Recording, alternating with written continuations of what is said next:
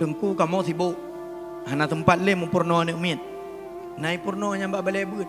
Tajuk beut. Ada tadarus.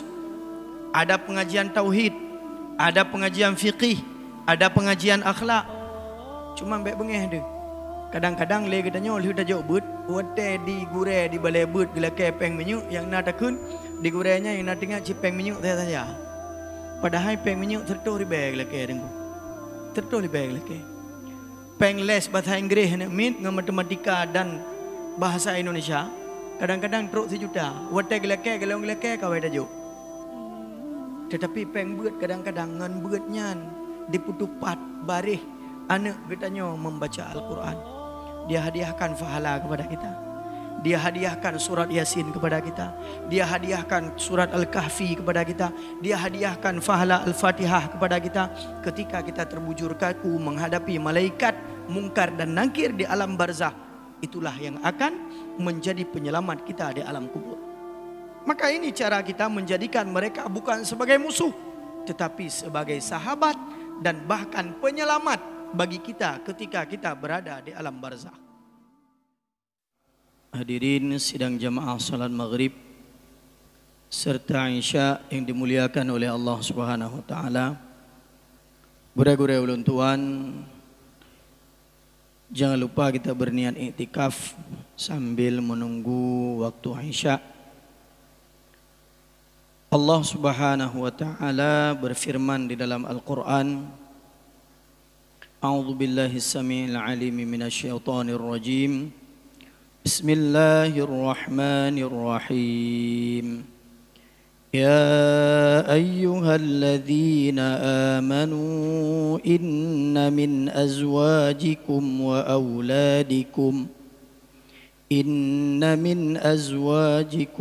auladikum aduwwun lakum fahdharuhum wa in ta'fu wa tasfahu wa taghfiru fa innallaha ghafurur rahim. Hai orang-orang yang beriman, sesungguhnya di antara istri-istrimu dan anak-anakmu ada yang menjadi musuh bagimu. Maka berhati-hatilah kamu terhadap mereka. Dan jika kamu maafkan dan kamu santuni serta ampuni mereka, maka sesungguhnya Allah Maha Pengampun lagi Maha Penyayang. Dalam ayat lain Allah berfirman, Innama amwalukum wa auladukum fitnah.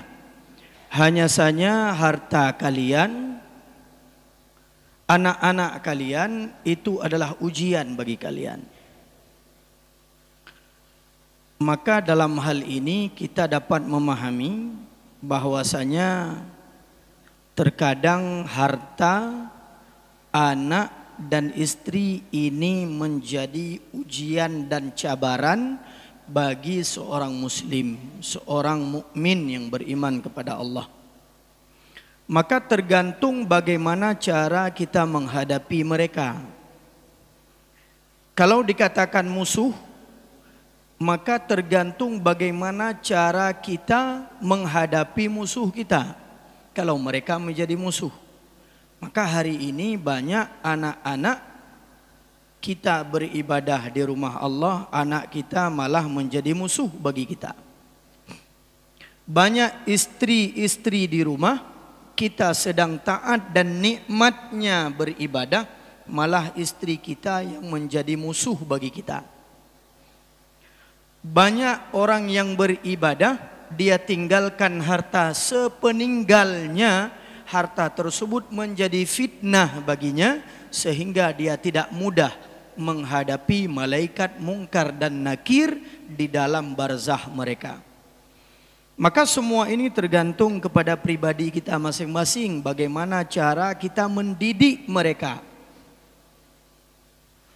Para ulama menyebutkan, ulama memiliki beberapa rahasia di dalam mendidik anak-anak mereka. Yang mudah-mudahan nasihat ini bermanfaat bagi saya sebagai kepala keluarga dan kita semua yang sudah berkeluarga dan siap-siap yang baru atau akan berkeluarga.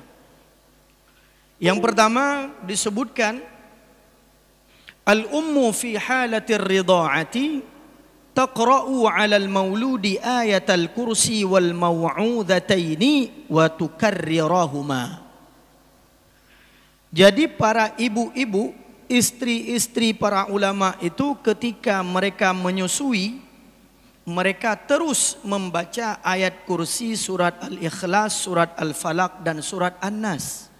Dan itu diulang-ulang. Setiap kali menyusui dibacakan kepada mereka ayat kursi. Setiap kali menyusui dibacakan kepada mereka Al-Ikhlas.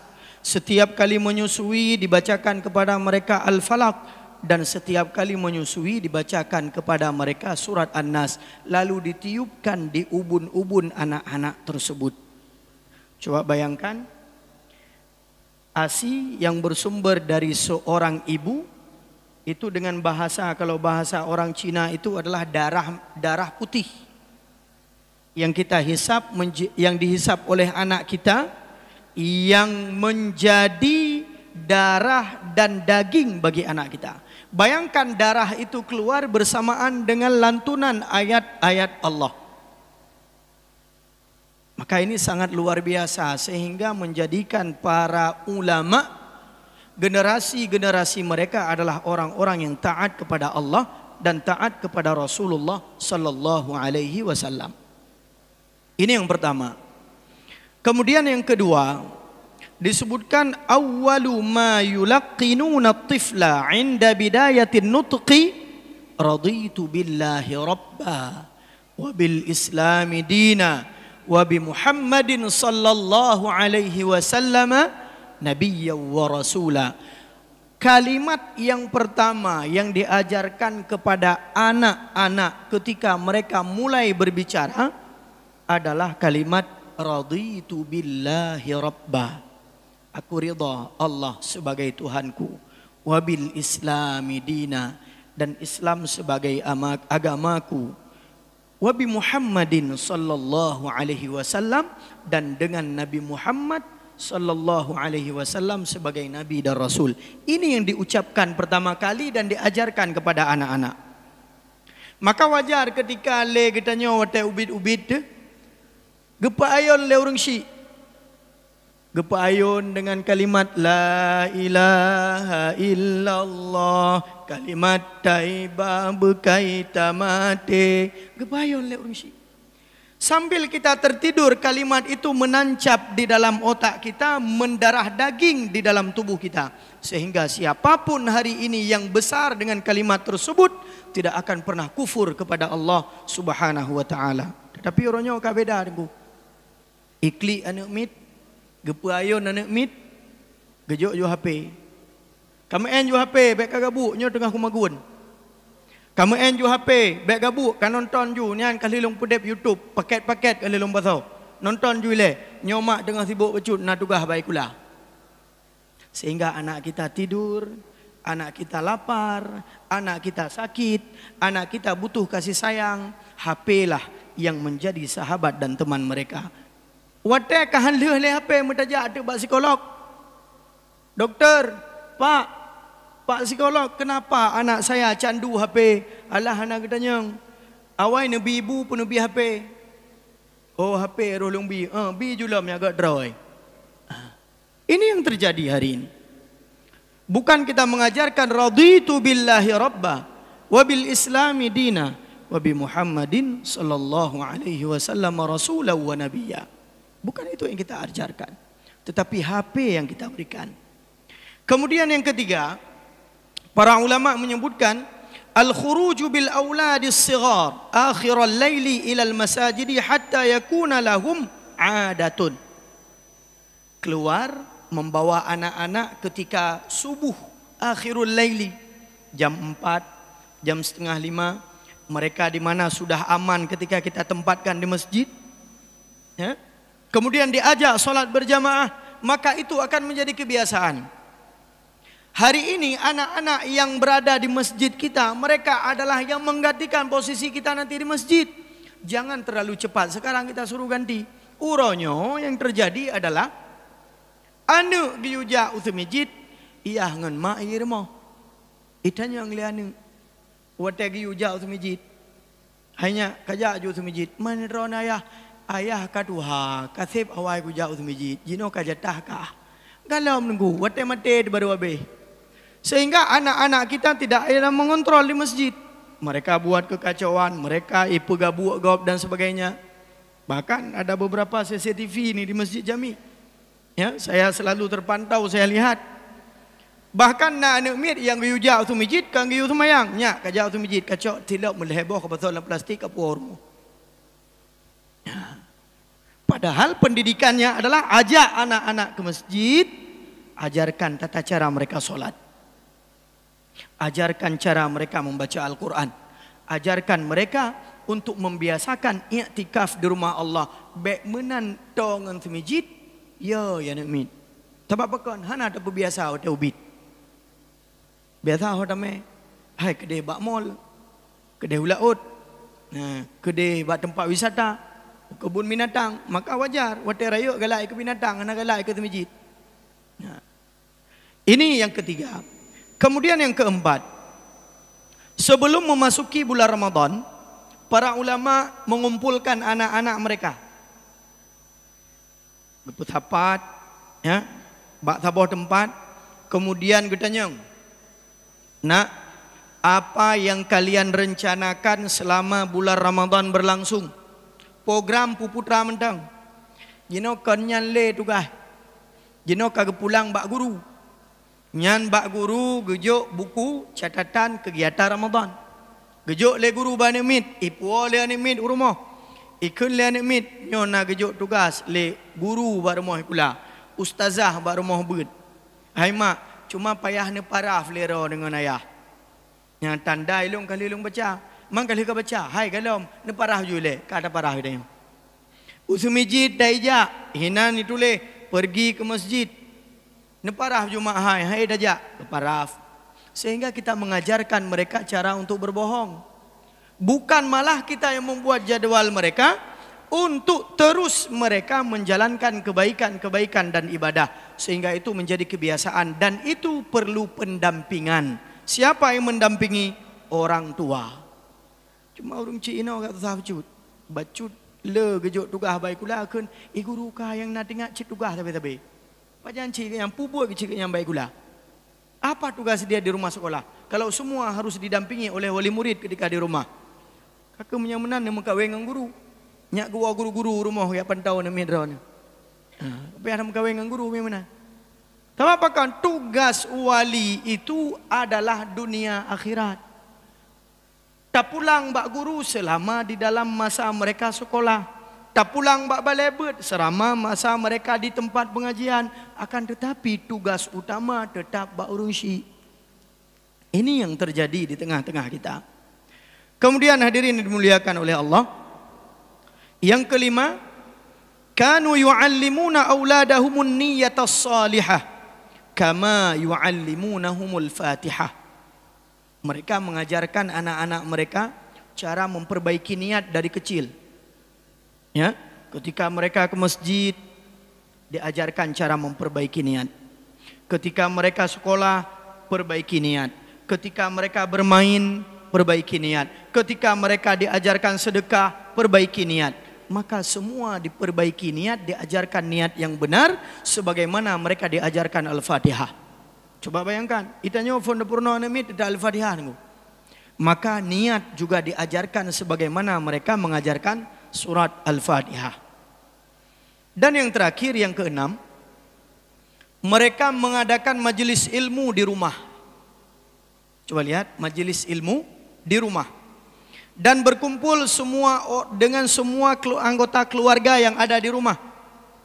Majelis harian atau mingguan, mereka membaca dan bertadarus Al-Quran, membaca kitab hadis, membaca kitab fiqih, dan mereka juga menutup majelis mereka dengan doa dan berselawat kepada Rasulullah sallallahu alaihi wasallam. Uronyo tengku kamu sibuk, hana tempat le mempurna ni umit. Nai purna nya mbak balai beut, tajuk beut. Ada tadarus, ada pengajian tauhid, ada pengajian fiqih, Ada pengajian akhlak. Cuma baik bengeh dia. Kadang-kadang le katanya oleh dah jauh but, wate di gure di balai but gelake peng minyak yang nak takun di gurenya yang nak tinggal cipeng minyak saja. Padahal peng minyak tertuh di bag lake dengku. Tertuh di bag lake. Peng les bahasa Inggris min dengan matematika dan bahasa Indonesia. Kadang-kadang teruk sejuta. Wate gelake galong gelake kawai dah jauh. Tetapi peng beut kadang-kadang ngan beutnya diputupat barih anak getanya membaca Al-Quran. Dia hadiahkan fahala kepada kita. Dia hadiahkan surat Yasin kepada kita. Dia hadiahkan surat Al-Kahfi kepada kita. Dia hadiahkan fahala Al-Fatihah kepada kita. Ketika kita terbujur kaku menghadapi malaikat mungkar dan nakir di alam barzah, itulah yang akan menjadi penyelamat kita di alam kubur. Maka ini cara kita menjadikan mereka bukan sebagai musuh, tetapi sebagai sahabat dan bahkan penyelamat bagi kita ketika kita berada di alam barzakh. Maka ini cara mendidik anak. Kemudian istri juga kita didik dengan qanaah, dengan merasa kecukupan, merasa safe. Maaf, banyak hari ini bapak-bapak, pejabat-pejabat yang korupsi gara-gara ocehan istri mereka. Saya teringat kisah daripada Imam Ibnu Hajar Al-Haytami. Ketika beliau punya seorang istri, istrinya mengatakan, "Bang, saya sangat ingin sekali ingin masuk ke pemandian air panas atau air hangat." Jadi kalau di Timur Tengah itu, Maroko, Mesir, Arab Saudi, Timur Tengah lah secara umum. Kalau lagi abang ditanya, ditanya tip rumah namun, nak kamar mana? Di Maroko tidak ada kamar mandi, untuk mandi enggak ada. Ya, pernah sekali tamu dari Indonesia datang ke sana, singgah di rumah kami. Karena kebiasaannya mandi 2 kali sehari, ya beliau mandi di kamar mandi. Kamar mandi itu bukan untuk mandi. Sehingga beliau mandi muile tu ia truk bak balkon truk bak ruang tamu ile ia sebab apa kan memang kamar manonya kan untuk mana. Tempat mandi itu ada tersendiri namanya hammam. Ya, tempat mandi dan itu disewa lagi kita nyoda jak laundry dak arah aja. Ada biaya masuknya. Nah, itu di Timur Tengah rata-rata demikian.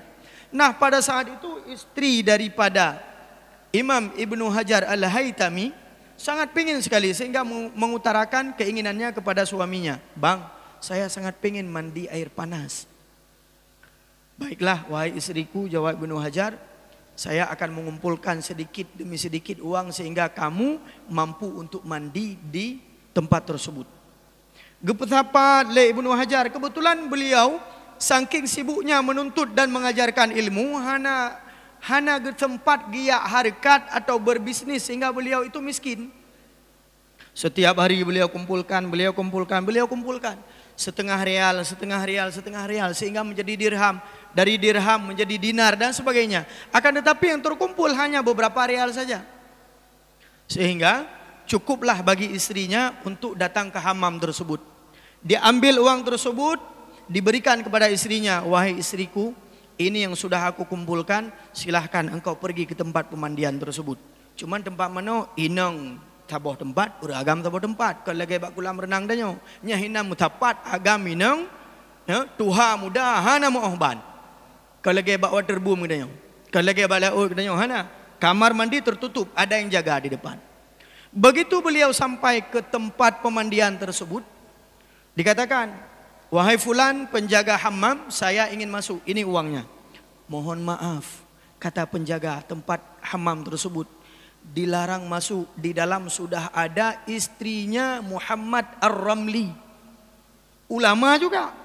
Beliau mengamanahkan kepada kami, selama beliau masuk di dalamnya bersama dengan sahabat-sahabatnya, tidak boleh ada orang lain yang masuk. Dan bahkan beliau memberikan bayaran sehari kami kerja.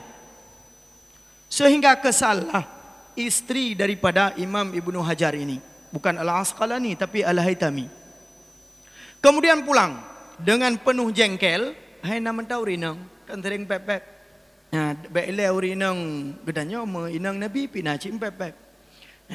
Kemudian sesampainya di rumah dengan penuh kekesalan berjumpa dengan suaminya Ibnu Hajar, lalu dia katakan, hari ini tidak ada ulama fiqih di Mekah kecuali Ar-Ramli. Tidak ada Ibnu Hajar. Pakan gedanya yang lihat mami gagak gedanya yang pakan kadige-dige cerita ile. Bagaimana tidak? Coba lihat, aku sudah berusaha untuk bersabar sampai terkumpul uang dan aku ingin mandi di sana, tetapi aku dilarang karena ada istrinya Muhammad Ar-Ramli di sana, seorang ulama, di mana istrinya itu memerintahkan untuk menutup fasilitas dan akses untuk orang lain, sehingga aku tidak dapat mandi. Nyompat peng necok ke dron pulang. Hana lu perle peng dron. Aku sudah cukup dengan kemiskinan yang sudah engkau ajak hidup bersamamu. Coba lihat. Mungkin minyak gedanya, hai, kata biar aja ni lah, kata biar pintu likut. Nah, tetapi Imam Ibnu Hajar tidak. Lalu beliau mengambil tangan istrinya, beliau ajak, ayo kita ke sumur Zam-Zam. Gejak bangun Zam-Zam. Coba lihat, seorang ulama dan benar-benar karamahnya luar biasa. Beliau timba yang pertama dari sumur Zam-Zam, kemudian beliau naikkan penuh dengan uang dinar di dalam timba tersebut. Dinar itu emas tengku, bukan perak. Dirham yang perak. Dinar penuh di dalam timba. Apakah ini cukup bagimu? Tidak, kata istrinya. Buka jut, gecok yang kedua. Diangkat kembali timba yang kedua. Dilihat dinar yang sungguh mengkilau emas. Apakah ini cukup bagimu? Dia menjawab, tidak. Kemudian dia timba yang ketiga kalinya. Dan terdapat dinar yang sungguh sangat luar biasa banyaknya. Leboh tima peng dinar. Menyagitanya orangnya orang paling kaya. Yang merempak ti dinar mendam. Ti dinar, yum taboh kameng nunggu. Yum taboh kameng badil. Leh juta yang merdu. Yang ti dinar. Mamnya taboh tima. Kali leboh tima. Berkilau-kilau mata istri daripada Imam Ibnu Hajar. Kemudian beliau katakan, apakah ini sudah cukup? Kemudian istrinya menjawab, kanyo sanggate bukan. Bukan je tak puas ju pengnyo bagah-bagah. Ilung ingin lung nikmati cukup trip kagatian lung. Kemudian dikatakan oleh Ibnu Hajar, wahai istriku, simpan uang tersebut, kita tidak bisa dan tidak boleh membawa 1 dinar pun. Gekele permohonan negosiasi, bang, baik menan, tak kebah mentang taboh tima, 2 ada puas. Tidak. Engkau kembalikan uang tersebut, dinar tersebut, atau engkau mengambil talakmu. Artinya engkau kuceraikan. Kemenan bang. Tak kebah 2 boh, tak puas tak boh. Engkau kembalikan uang tersebut, ataupun engkau ambil talakmu. Yang kedua, bang kemenan. Nabi mentang melimang dinar mentang. Long pasolan ke, biar kita menikmati sedikit hidup ini bang. Kemudian gekele Ibnu Hajar, tidak boleh 1 dinar pun yang kita bawa, ataupun engkau akan mengambil talakmu. Sehingga gekele perumoh, kakeh menyamanan necok jemandum. Saya lebih bahagia bersamamu, bagaimana engkau menunjukkan karamahmu, ternyata kesabaranmu selama ini adalah karena Allah Subhanahu wa taala, bukan karena kondisimu yang miskin, tetapi engkau menginginkan kemiskinan agar engkau mendidikku sebagai seorang istri yang merasa kecukupan. Coba lihat. Subhanallah. Ini adalah karamahnya para ulama. Kan hana peng nunggu. Tak boh tima ke kuah. 2 boh tima je ke dinar. 5 boh tima je ke dinar. Ini para ulama. Bagaimana mereka mengajarkan istrinya agar qanaah, merasa cukup. Banyak istri-istri hari ini yang tidak merasa qanaah. Banyak istri yang menggugat pasah suaminya di pengadilan negeri. Jenejak uronyo, epat dia luawe netanyang. Purame uragam cere urinang, purame urinang cere uragam jenang. Rame urinang cere uragam. Tabak pekan kurang nafkah. Pakan kurang nafkah neku. Inilah misi orang-orang merusak umat Islam dengan cara merusak keluarga. Bagaimana merusak keluarga? Dia rusak seorang ibu di tengah-tengah keluarga. Ibu ini akan malu kalau dia tidak punya media sosial. Ibu ini akan malu kalau dia tidak parlente, dia tidak hidup mewah, dia tidak ikut gabung di kedai kopi, dia tidak ikut dalam media sosial, dia tidak punya akun Facebook, dia tidak punya mobil Pajero, dia tidak punya ini, tidak punya itu. Akhirnya dia malu dengan suami demikian. Ya minta adalah kolait. Sehingga ikulah pelakor. Nampak. Yang terjadi di tengah-tengah masyarakat hari ini. Kenapa? Jarang antara kita yang mengajarkan qanaah kepada istri kita. Terkadang waktu kita pilih lagi dan nyopi, kita pilih kita nyopi anak qanaah. Hai kibah anak qanaah, gitu nyok le gure, nyok tak puja ke promo, tak kun ba gure, hai gure, anak dari ya go. Ya mampu tak kun, anak dari ya go. Padahal tarinya tiat kayak dengku, tiat kayak tarinya. Dua euro tari urinang tak nyok, tinggal ke tari urinang gop. Dua euro tari urinang kita nyok, tinggal ke lebih laga anu gop. Tetapi kecantikan dan budi luhur itu adalah hal yang sangat penting. Maka seorang yang di dalam kajian datang kepada Syekh. Dia laporkan, wahai Syekh, istri saya tidak cantik lagi. Ilung hana galak lung le ke rumah lu. Yang lapor. Gekul le Syekh yang kena tajak betul. Nata kalon athe yang iluai pat. Athenya lebih daripada perumah gata, mata gata. Subhanallah. Kenapa engkau mengatakan demikian wahai Syekh? Engkau menyamakan istriku dengan anjing tersebut. Ini sungguh di luar daripada pikiran orang yang normal.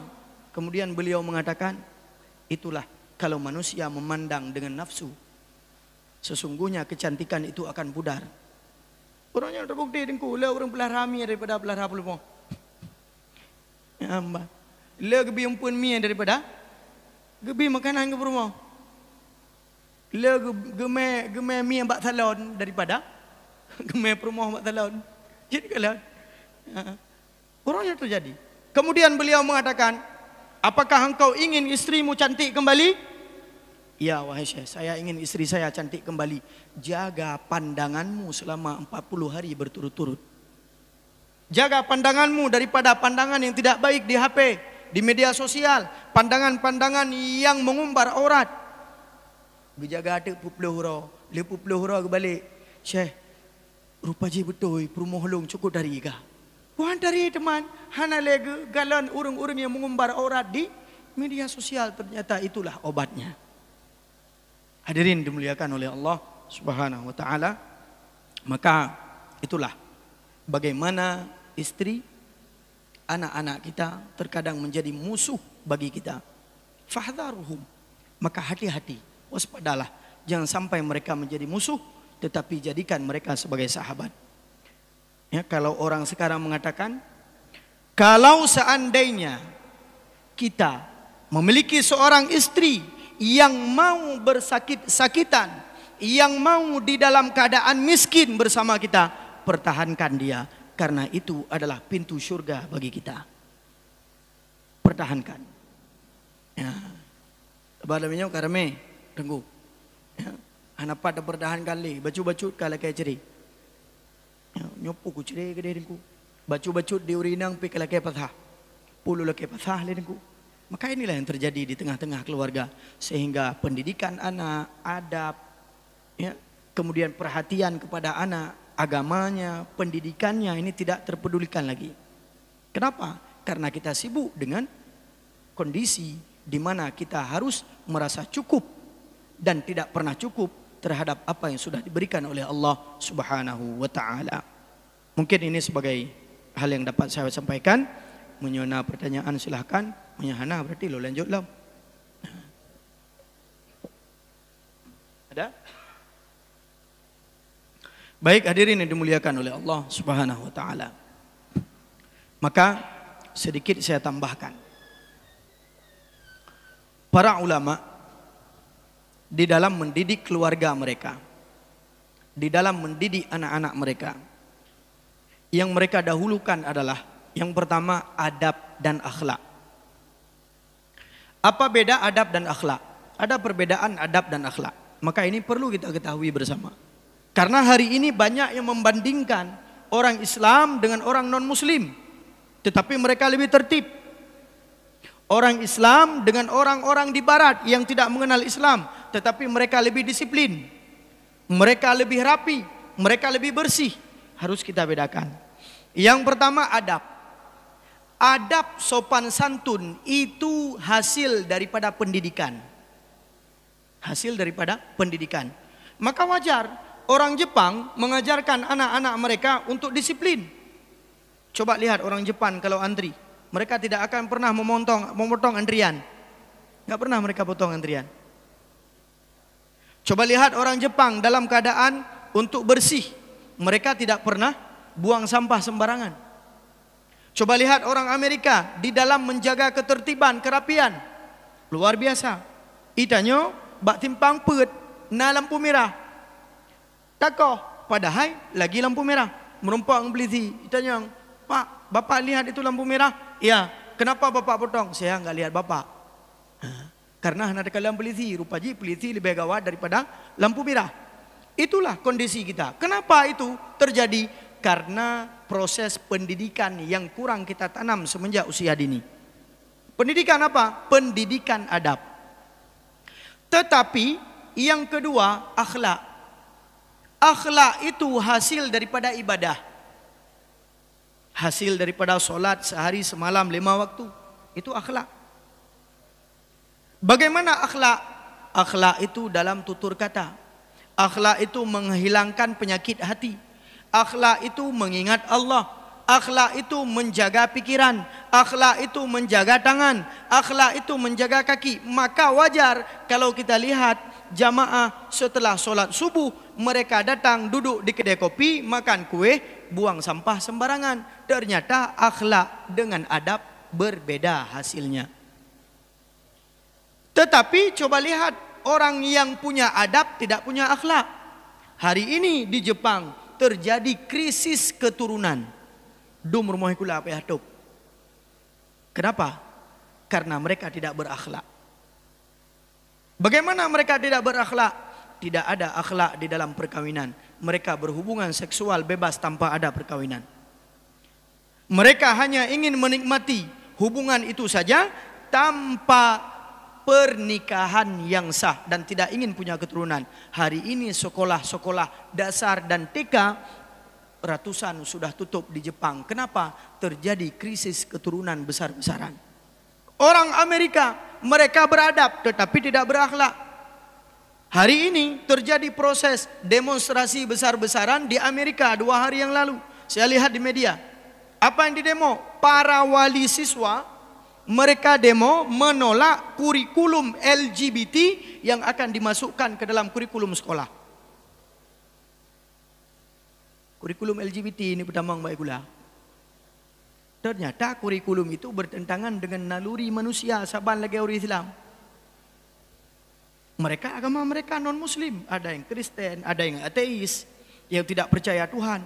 Tetapi menandi mekat LGBT bakti kula, mereka langsung menolaknya. Kenapa? Mereka tahu mereka tidak ingin anaknya dirusak oleh pikiran-pikiran semacam ini. Maka kalau ada pejabat kita yang menerima kurikulum tersebut, mereka bukan hanya tidak beradab, tetapi mereka juga tidak punya akhlak. Makanya perang besar-besaran kalinya dengu dengan masalah LGBT. Baik ni pakai bacut-bacut. Indonesia kaya damang. Maaf. Mudah-mudahan tidak masuk di Lok Sumawe, tetapi baunya sudah tercium. Komunitas tersebut sudah mulai bangkit, selamatkan anak-anak kita. Na'udzubillah. Maaf, bahasa kalau menyaur Aceh begah. Ya. Apakah boleh lembut baca bahasa Aceh, bahasa Indonesia? Anjing jantan tidak akan pernah, ya, menyetubuhi anjing jantan. Itu anjing. Tetapi lelaki hari ini manusia, na'udzubillah, berhubungan dengan sesama jenis mereka. Di zaman Nabi Lut ada homoseksual, tetapi tidak ada lesbi, tidak ada transgender. Berarti itu lebih parah kaum Sodom dengan umat manusia jinau di akhir zaman. Lebih parah jinau. Na'udzubillah thumma na'udzubillah. Maka hati-hati. Di Amerika kayak itulah. Kemudian terjadi penolakan juga di Kanada. Terjadi penolakan juga di Australia. Di berbagai tempat sudah terjadi penolakan. Kenapa? Sudah sedang gencar-gencarnya mereka promosikan masalah ini. Sedang gencar-gencarnya. Maka kenapa ini bisa terjadi? Karena mereka tidak ada nilai ibadahnya. Mereka tidak diproses hasil daripada akhlak, hasil daripada sebuah ibadah yang benar, akidah yang benar, sehingga mereka menganggap akal sehat mereka ini harus ditentukan dan dijalankan walaupun bertentangan dengan agama. Hari ini bahkan yang menolak LGBT tersebut bukan hanya umat Islam, tetapi seluruh umat Kristen yang ada di dunia, termasuk di Indonesia. Sebab pekan bertentangan itu. Sangat-sangat bertentangan. Namun yang sayang, nyo logo je. Ya, padahal pelanginya rahmat Allah bagi kita nyo. Satu tanda cipta kuasa Allah. Tanda-tanda kekuasaan Allah. Na pelangi le hujun. Jina cok pelanginya, ipu gak logo awaknya. Mana nak takut tu. Sang pelangi cik ada awaknya. Kemarin yang apa itu namanya? Artis konser Coldplay yang mengkampanyekan masalah LGBT datang ke Indonesia. Ya mudah-mudahan, ya sebagaimana dikatakan oleh seorang pendakwah, dengan kedatangan mereka melihat orang Indonesia yang taat kepada agama, mereka mendapat hidayah. Mudah-mudahan kita mewarnai mereka. Tetapi yang kita takutkan anak-anak kita terwarnai oleh mereka. Sebab jino kabeh ke mesin tu ini. Menyang ke udip ada lam ia mesin hak mesin. Tetapi menyang engkut ka di luar ia menan di pemasin akan mesin. Artinya apa? Kalau anak-anak kita masih di dalam lingkungan yang baik, insya-Allah mereka tidak akan terwarnai. Tetapi kalau anak-anak kita tidak kita masukkan ke dalam komunitas yang baik, niscaya anak-anak kita akan diwarnai oleh warna-warna yang lain. Hana tajau bet, hana terpantau baik pula. Asal kali tebit bengah, iwa support kaman lagi dia. Bahkan waktu kun, legure, hai ni pujok bet ni mit, sayang tu tat iwa les, telat iwa les. Yang kau nak dengar dia.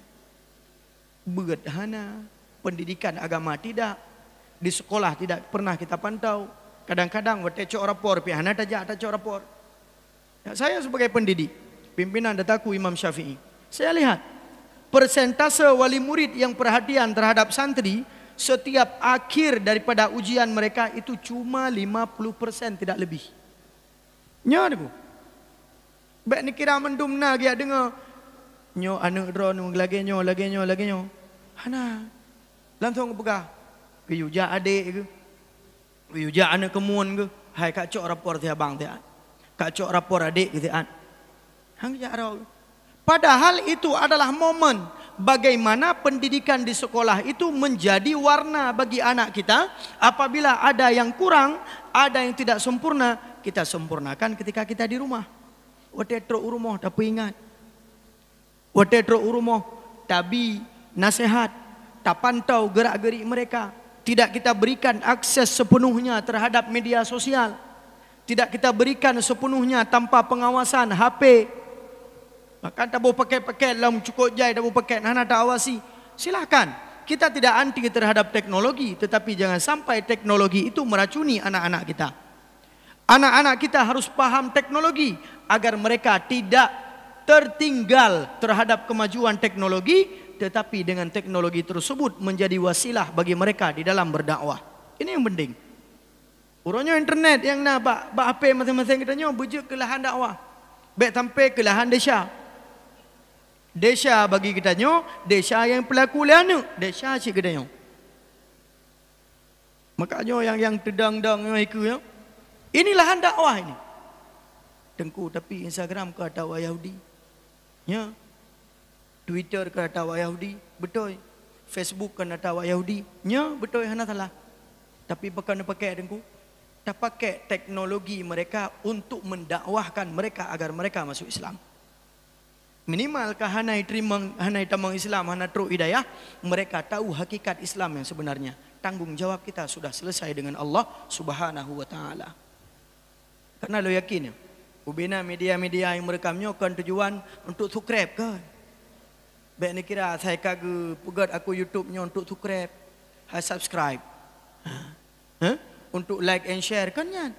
Supaya semua kita memiliki layanan dakwah, komunikasi, fasilitas yang ada terhadap teknologi ini menjadi bahan yang akan menyelamatkan kita di yaumil hisab kelak. Gudanya oleh Allah, nyan paket yang kagak dapat ho, HP yang kagak tablo, ho tak pakai, nyan trip dan kuglah tu. Maka gunakan sebagai wasilah untuk menyampaikan dakwah dari risalah Islam sampai kita kembali kepada Allah.